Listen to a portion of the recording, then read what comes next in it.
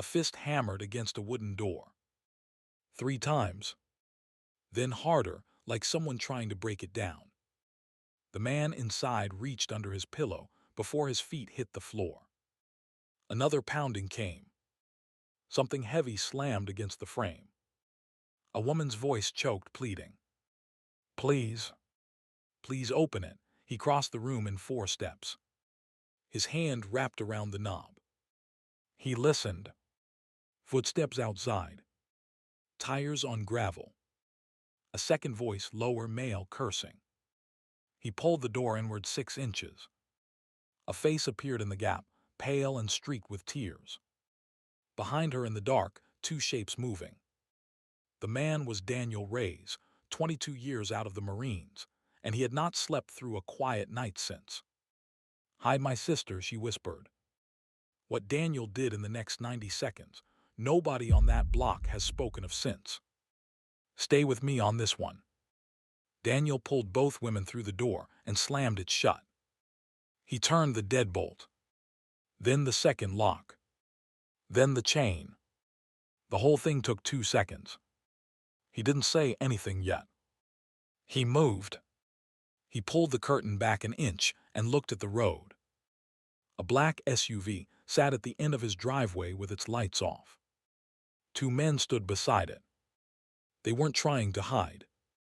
That was the part that bothered him most. He let the curtain fall. The younger of the 2 women, the one who had not spoken yet, slid down the wall and folded into a ball. Blood ran from her temple in a thin line. She wasn't crying anymore. She was past that. She was just shaking. Renata, Daniel said. The older one looked up. Her eyes were red. Her hands were bleeding too, but only a little, like she had run through brush. How long have they been behind you? I don't know, she said. Maybe 20 minutes. Maybe less. We came through the field. From your house. From my house. Daniel had known Renata Cruz for 3 years. She lived in a small white house half a mile down the road. She made the best damn arroz con pollo he had ever eaten, and she always brought him a bowl on Sundays. He had never met her sister before tonight. This is Maya, Renata said. She's 19. She came home for the weekend. From where? Chilane. She's at Chilane. Daniel knelt down beside the girl. He turned her chin toward the lamp. The cut on her temple wasn't deep, but it was raw, like she had been thrown into something. He pulled a clean towel from the linen closet and pressed it against the wound. Hold this here, he said. She did with both hands. Daniel had been out of the Marines for 22 years. He had served 4 tours, 3 of them in places nobody talked about anymore. He had come home, married, divorced, remarried, divorced again. He had built this small house with his own 2 hands on 6 acres of pine and red dirt. He lived alone. He went to the VA twice a month for back pain, and once a year for a checkup he didn't fully trust. He believed he had earned the right to be tired. But you don't ever fully retire from the kind of work he had done. Some part of him had been listening for that knock for 2 decades. He picked up his phone and looked at the screen. No missed calls. No alerts. The world outside this room had no idea what was happening inside it. Tell me, he said to Renata. She started to cry then, a quiet, bitten-off cry that came from her chest and not her face. She pulled it together fast. 3 nights ago, she said. Maya was working. She tends bar at a place near the campus. Okay. She saw something. In the parking lot. 2 men. One of them shot the other. Just shot him and walked away. She called the police. She tried. The shooter saw her. She ran. She didn't go home. She came to me. Why didn't you call me sooner? I didn't know they would find us, Daniel. I didn't know who they were. We were going to the FBI in the morning. We were just going to wait it out. Daniel walked to the kitchen. He pulled open the drawer beside the sink. Underneath the silverware tray, taped to the back, was a small handgun he had not touched in 11 months. He checked the chamber. He checked the magazine. He set it on the counter. Then he walked back to the front room. Maya hadn't moved. Her hand was still pressed to her temple. The towel had a small red spot on it. On her wrist, a thin silver bracelet hung loose, the clasp broken. There was a smear of someone else's blood on it. Daniel noted that and said nothing. "Listen to me," he said to both of them. "Whoever those men out there are, they're not amateurs. They didn't park where they parked by accident. They want me to see them. They want me to know they're there. That tells me they want to talk before they do anything." "Talk?" Renata whispered. "Yes." The phone on the counter rang. It was a number Daniel did not recognize. He let it ring twice. Then he picked it up. The voice on the line was calm. Not angry. Not threatening. Just calm. That was worse. "Mr. Reyes," the voice said. "Daniel, I know who you are. I know what you did in Mosul. I know about the second tour in particular." Daniel said nothing. "I'm going to make this simple for both of us. The girl in your house, Maya Cruz. Send her out the front door. Walk her down the driveway. Hand her over. We leave. You go back to bed. Nobody at the VA ever has to know we spoke. And if I don't..." The voice paused. Just for a moment. Long enough. "Then in about 45 minutes, 3 federal warrants are going to be filed against you. Unauthorized possession of classified material. Assault on a federal officer. Tampering with witness testimony. None of it real. All of it filed. By morning, your name is on every news ticker from here to Atlanta. Your VA benefits gone. Your house under federal lien. You spend the next 8 years in a basement courtroom trying to clear yourself. We have that reach, Daniel. We can do that with a phone call. Who are you?" "Someone who used to know your last commanding officer. Send the girl out." Daniel hung up. He pulled the cord out of the wall. He took his cell phone, turned it off, pulled the battery, set both pieces on the table. Then he walked to the breaker box in the hallway and flipped every switch. The whole house went dark. Renata gasped. Maya did not. "Listen to me," Daniel said in the dark. "We have maybe 10 minutes before they decide I'm not coming out. After that, they'll do something to make me come out." "Maya, talk fast. What did you actually see?" Maya's voice came out of the dark, thinner than before but steadier. "It was Friday. Around 2 in the morning. I was closing the bar. I went out back to dump the trash." "Go on." "There were 2 cars in the back lot. I had seen them earlier. Black, both of them. Government plates." "What kind of government plates?" "I don't know. Just official looking. Federal." Daniel let that sit for a moment. "Okay. Keep going." "There were 3 men. 2 of them had a third man on his knees between them. They were arguing. The man on his knees was crying. He was saying he hadn't told anyone anything. One of the standing men shot him. In the head. Then the other one walked over to the body and went through the pockets. He took a phone. He threw it on the ground and stomped it. Then he walked over to a metal trash can and dropped it in there. And you saw this from where?" "From the back door of the bar. I had cracked it open to drag the bag out. I was in the dark. They were in the light. They saw you. The second one did. He looked right at me. I closed the door.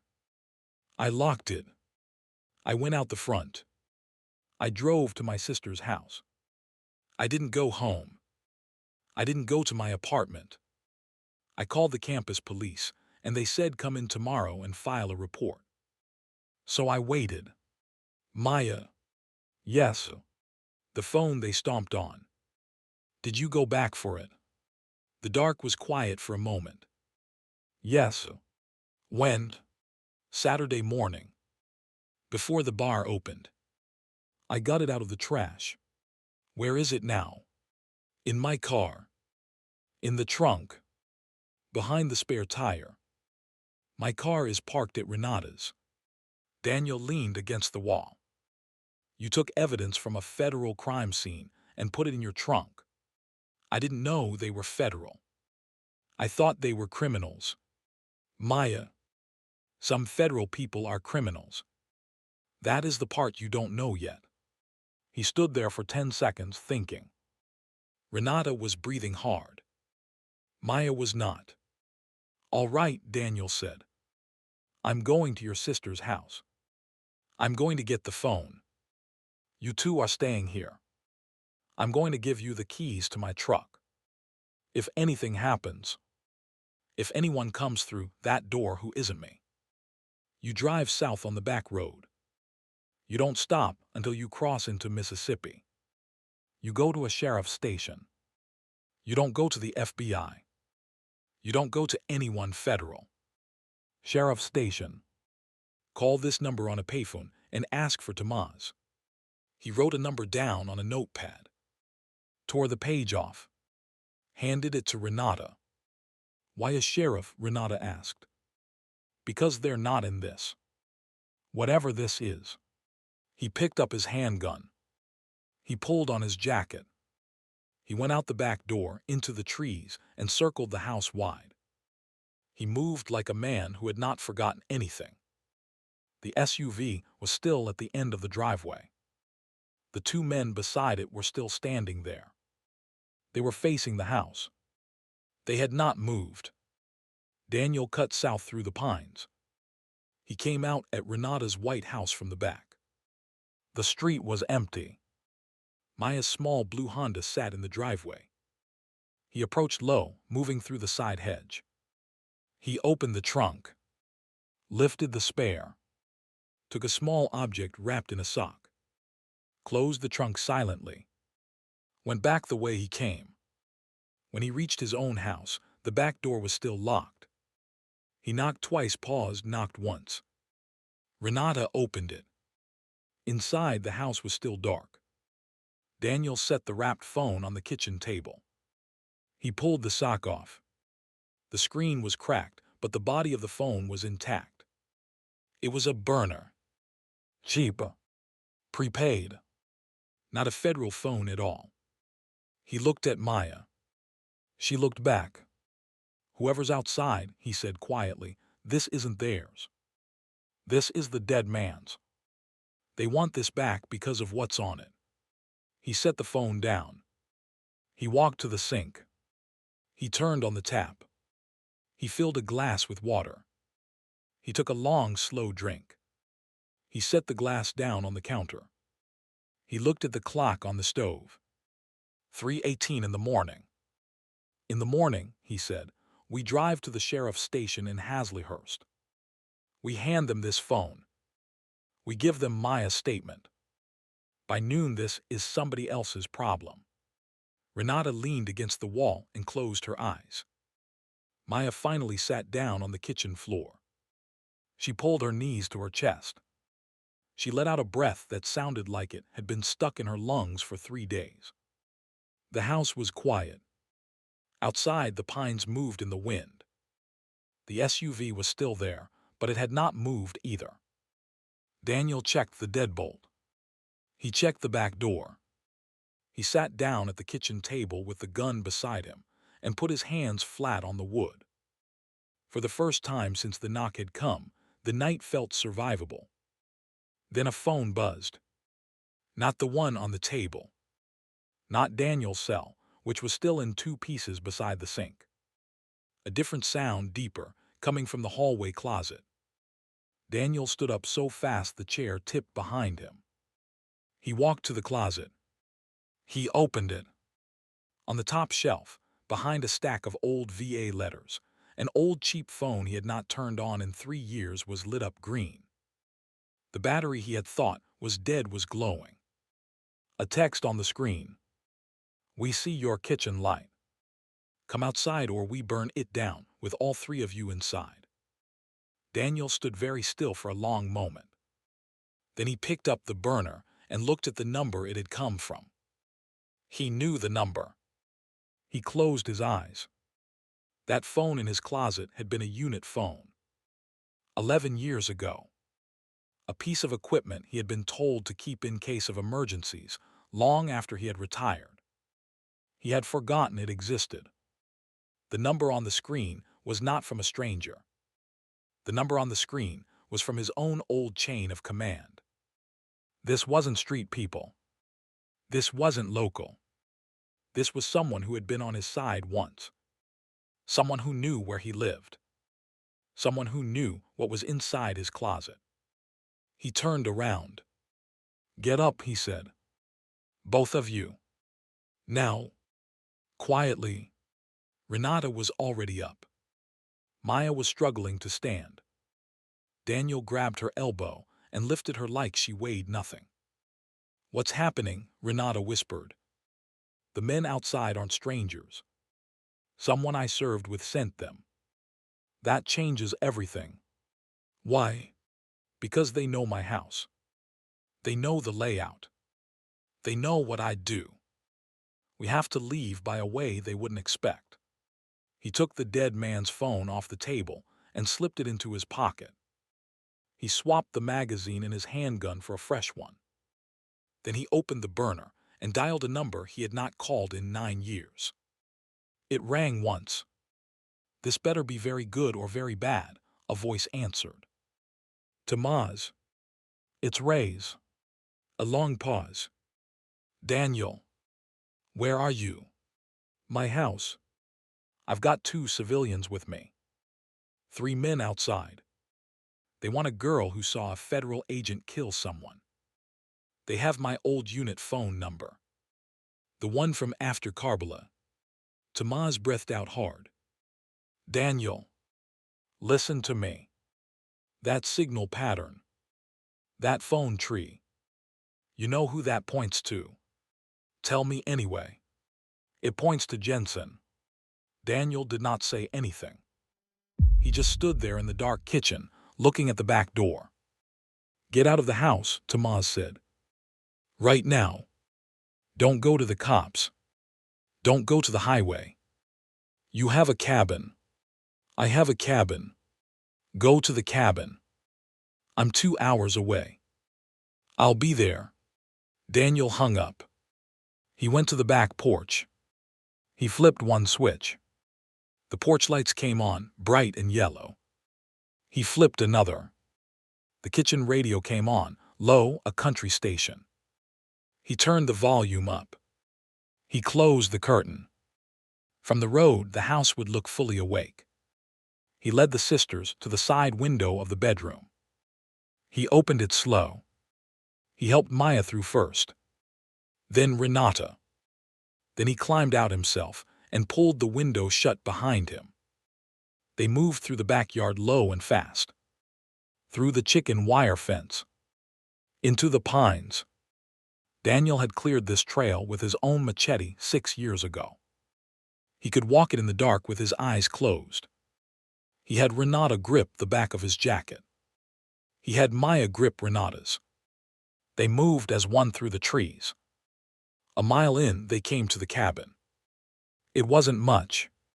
4 walls. A wood stove. A cot. A trunk full of things Daniel did not talk about. He unlocked it. He pulled the sisters inside. He closed the door behind them. Then they heard it.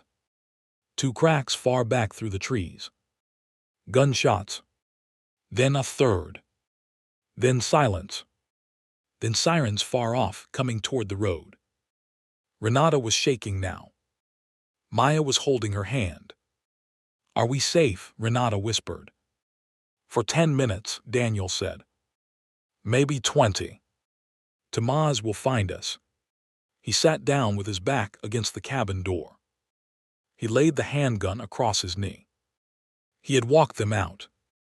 He had pulled them out of a house that was almost certainly already on fire and into a cabin nobody knew about. The first part of this was over. If you're still with me on this one, do me a favor. Hit that subscribe button. It is the only way more stories like Daniel's keep finding you. Then come right back, because the next part is where everything turned. Daniel listened to the woods. The sirens grew louder, then faded. The pines were quiet. He set his watch alarm for 2 hours. 2 hours later, headlights swept the trees. A vehicle pulled up at the dirt road end. Not Daniel's truck. A dark gray pickup he didn't recognize. 2 men stepped out. Then a third. Daniel slid his hand over the grip of the gun. The man in front raised both hands and walked slow.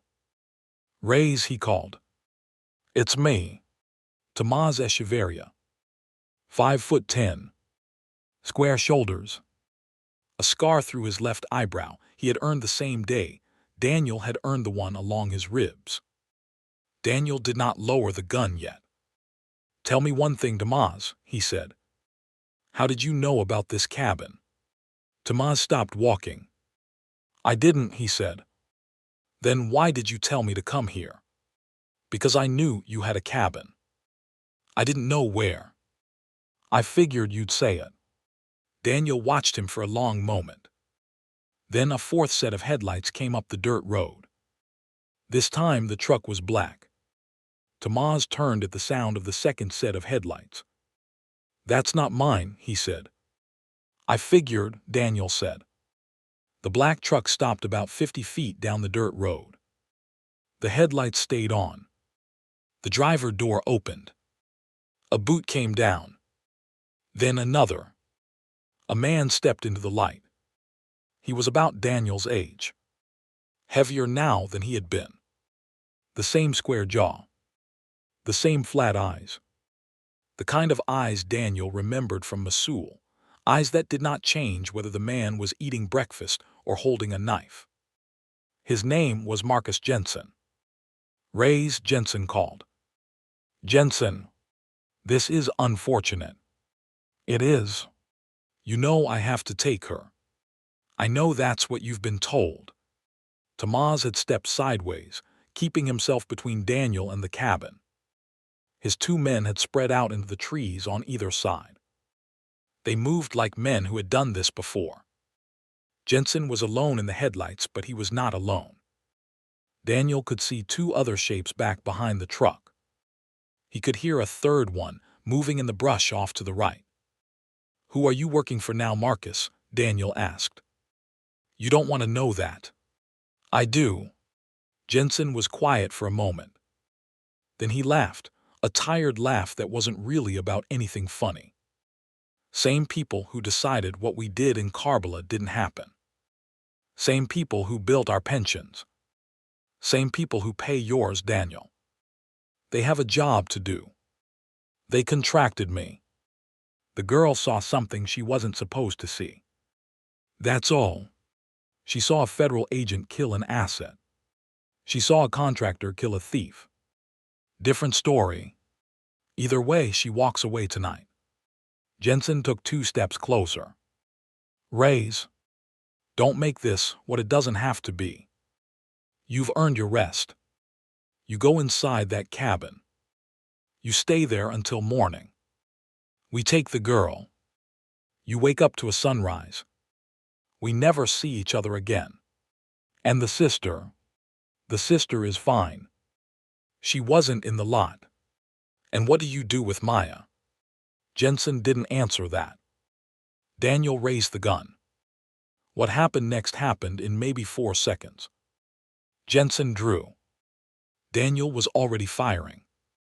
The first round took Jensen low in the thigh. Jensen's round went wide and chewed bark off a pine 10 feet from Daniel's head. Tamaz moved in from the side, faster than a man his age should have been able to move. He hit Jensen at the knees and they went down in a tangle. The two shapes behind the truck moved. Tomaz's two men in the trees opened up. 3 shots. Maybe 4. Daniel didn't count. Both shapes dropped. The third one, the one in the brush, broke and ran. One of Tomaz's men went after him. Then it was quiet. Daniel walked forward. He kicked Jensen's pistol away from his hand. Jensen rolled onto his back. He was breathing hard. The thigh wound was bleeding bad, but not arterial. "You shot me, Daniel," Jensen said, almost amused. "You drew first." "I had to." "I know." Daniel knelt down. Jensen was holding his thigh with both hands. Tomaz had a knee on his chest. "How many of you came tonight, Marcus?" 6. 2 at your house. 2 with me. 2 in the trees. And the federal frame on me. The warrants. Was that real? Jensen smiled a little. That was a bluff. We didn't have time to set it up. You always were too smart to wait it out. And the murder. What was on that phone Maya took? Jensen looked away from him. Raise.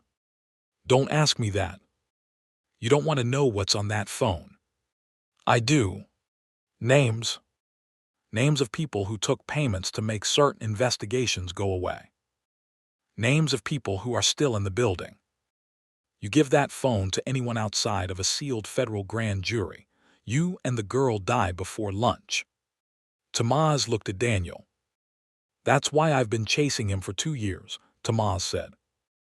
I was a contractor for the same crew. I left. They've been cleaning up loose ends ever since. That phone is the cleanest piece of evidence anyone has ever pulled out of one of their kills. Daniel stood up.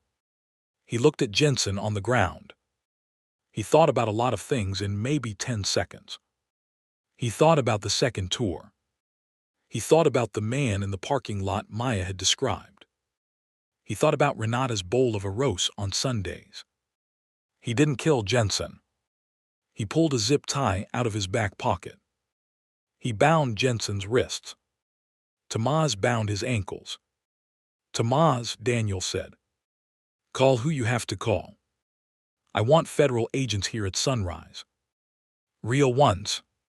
The kind with badges that mean something. I want this man in custody, and I want that phone in evidence by 10 in the morning. Tomaz was already dialing. Daniel walked back to the cabin. He opened the door. Renata was on her feet with a fire poker in her hand. Maya was behind her. Both of them looked at him with the kind of look a person gets when they have been waiting to find out if they were going to live. It's over for tonight, Daniel said. He sat down hard on the cot. His side was wet. He looked down. He hadn't realized one of Jensen's first rounds had grazed him along the ribs. The blood was running down inside his shirt. Renata was already moving. Sit still, she said. Let me look at it. Maya knelt beside her with the kit Daniel had stashed in the trunk. The two of them worked on him in the lamplight while Tomaz's voice carried in from outside, calm and clear, talking to someone in Washington who answered the phone at 4 in the morning. Daniel closed his eyes. He had walked them out. He had walked them through. The sun would be up in 2 hours. The federal agents came at 6. 3 black SUVs of them, this time the right kind. Real badges. Real authority. Tomaz knew 2 of them by name. Daniel did not know any of them. That was fine. The phone went into a sealed evidence pouch. Maya gave a statement at the cabin, sitting on the cot with a blanket over her shoulders. Renata sat beside her and held her hand the whole time. Jensen went out in handcuffs. The other men, the live ones, went out in handcuffs too. 2 of them did not go out in handcuffs because they were not getting up again. Daniel did not look at them. By 8 in the morning, the woods were full of crime scene tape and people in nylon jackets. By 10, Daniel was sitting in a pickup truck with a federal agent named Rojas, drinking gas station coffee out of a paper cup. Rojas was a tired-looking woman in her 50s, with a pin from a Marine reunion on her jacket. They didn't have to introduce themselves. "We've been after this group for almost 3 years," she said. Quietly, "There's a unit inside our own building that has been bought for a long time. The phone Maya pulled out of that trash can is the closest thing to a key we have ever had. What happens to her? She goes into protection. Real protection. Not the kind I read about in newspapers. Her sister can come if she wants. Most of them don't, but some do. Renata will come. Then Renata will come." Daniel nodded. "And me?" Rojas looked at him a long time. "You go home, Daniel. We didn't see you here. The scene was made by Tomás and his contractors. Your name doesn't go in the report. Your house doesn't go in the report. You were asleep tonight. Are we clear? Why? Because if your name goes in this, you become the next loose end. And we're not going to do that to you." Daniel looked out the windshield. "All right," he said. Rojas patted him on the shoulder once and got out of the truck. He sat there for another minute. He drove himself home. His house was a wreck. The front door had been kicked in. There was a bullet hole in the wall above the sink. The kitchen radio was still playing, low, the same country station. He turned it off. He stood in his kitchen for a full minute and didn't do anything at all. Then he started cleaning. He swept up glass. He nailed a plywood sheet over the door frame. He scrubbed the blood spots out of the front room rug. He folded the towel Maya had pressed to her temple and put it in a plastic bag. He didn't throw it away. He put it in a drawer. Around noon, he found Maya's silver bracelet on the kitchen floor by the leg of the table. The clasp was still broken. He picked it up. He held it for a second. He put it in his shirt pocket. He sat on his back porch with a glass of water. The sun was high. The pines were quiet. The black SUV was gone. The men were gone. The night was gone. He watched the woods for a long time. 3 months later, a letter arrived in the mail. No return address. The postmark was from a town in Idaho he had never heard of. He opened it on the porch. The handwriting was Maya's. "Mr. Reyes, we are alive. We are okay. They gave us new names. Renata is teaching at a small school. I am working at a bookstore. Some days it doesn't feel real. Some days it feels too real. I think about your kitchen sometimes. I think about the towel you pressed to my head. I think about the way you walked us through the trees. I am writing because I never said thank you that night. There was not time. So I am saying it now. Thank you for opening the door. Thank you for not closing it again. I hope you're sleeping better than you used to. With love from a girl who is alive because of you. Maya." Daniel read it twice. He folded it. He put it in a drawer with the towel. He thought about a lot of things. He thought about the knock that night. 3 quick blows on the wood. The voice on the other side, choked and pleading. He thought about the moment his hand had closed on the doorknob. He had stood there for 2 seconds before he opened it. 2 seconds. He had thought about not opening it. Some doors, once you open them, lead somewhere you can't walk back from. He had known that even as his hand was turning the knob. He had opened it anyway. That was the part of him that had never come home from those tours. The part that listened in the night. The part that knew the difference between a knock from someone selling something and a knock from someone running for their life. He sat on the porch in the late sun. The wooden door behind him had been replaced. New wood. New deadbolt. Same house. He had built this house with his own 2 hands 20 years ago. He had thought it was a place to be tired in. It had turned out to be something else. He pulled the silver bracelet out of his shirt pocket. The clasp was still broken. He turned it over once in his hand. Then he set it on the porch rail beside his water glass. The pines moved in the wind. Daniel Reyes leaned back in his chair. He closed his eyes. For the first time in 22 years, he slept through a quiet afternoon.